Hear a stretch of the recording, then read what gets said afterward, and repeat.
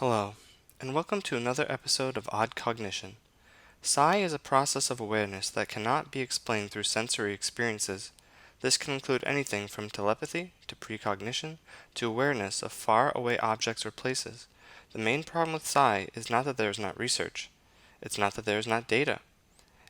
It's not that there is not methodology.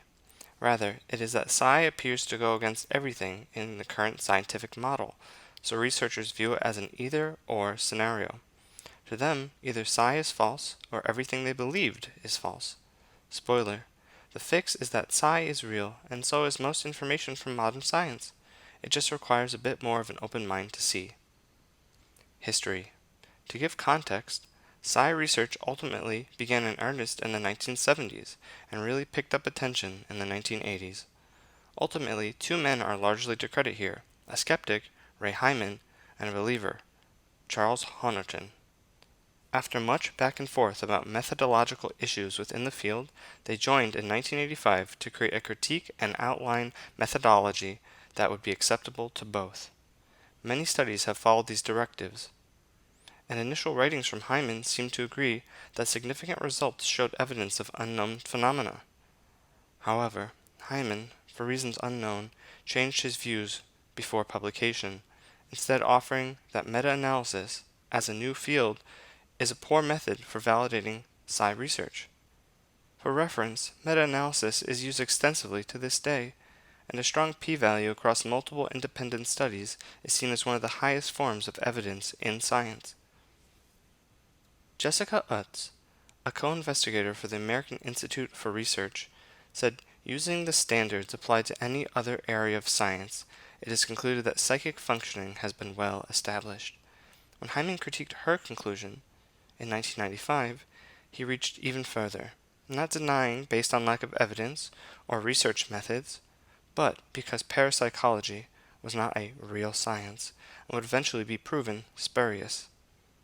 Rather than go into the entirety of Psi research and debate, I will instead say that there have been hundreds of studies and dozens of meta-analyses, both critiquing and finding evidence for Psi.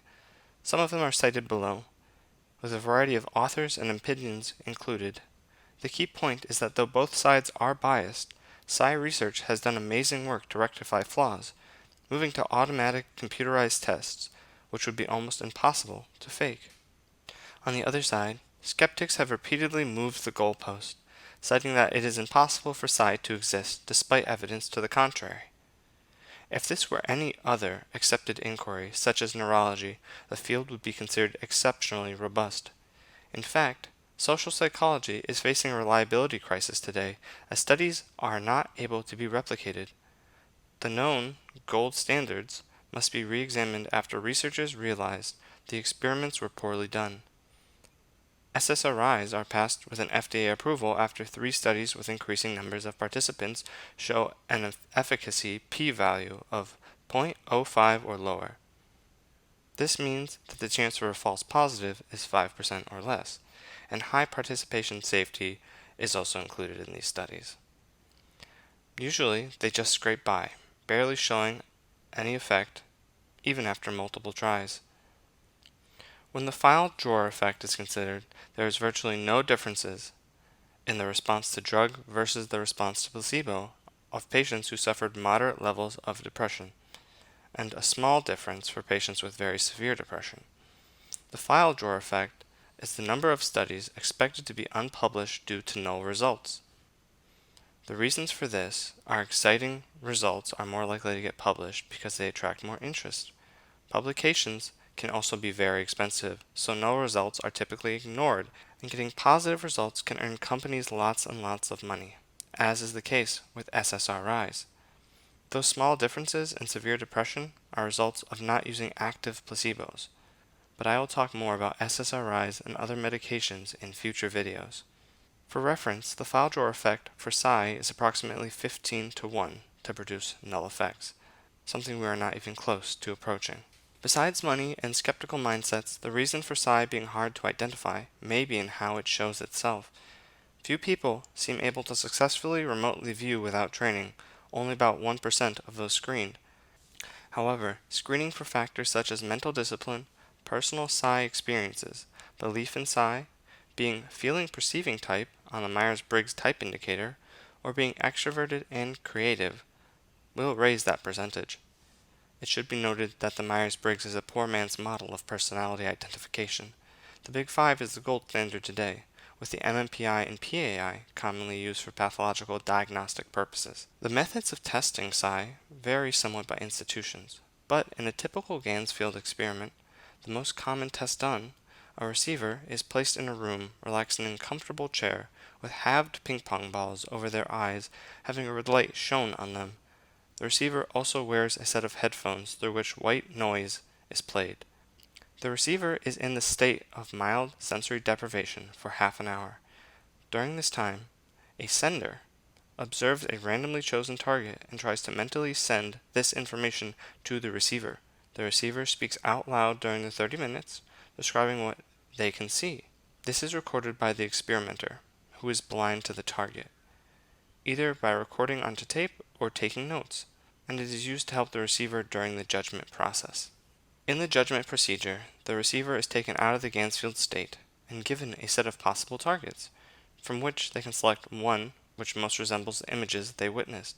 Most commonly, there are 3 decoys along with the target, giving an expected rate of 25% by chance. This is done over several dozen trials. But why is psi important? Psi is effective proof that there is more to human consciousness and energy than meets the eye. It shows that we, as humans, can have actual interactions outside of the physical realm and gain information outside our sense. Far from proving a religion or disproving science, it shows that we are capable of much more than we thought. What we are capable of is currently unknown, and until the world opens up to the possibility this real phenomenon will be littered with conspiracy theories and nonsensical ideations. Through continual denial of reality, science forced open-minded individuals through conspiratorial rabbit holes where information is densely crowded with misunderstanding and bias. More so, as funding is limited, especially in the United States, less and less research can be done. What is done must be privately funded through institutions or individuals, and then their own bias is used to debunk the current data. From you, all that I ask is that you keep an open mind about psi. Read the evidence, read the critiques, and when we talk about consciousness, ask, how could this possibly be related, if at all? Few topics are as straightforward for this channel as psi. I see it as an important step to opening up our perceptions of reality. Thank you for listening. These videos take a lot of time and research, so if you could like and subscribe, it would help a lot. Be safe and be well.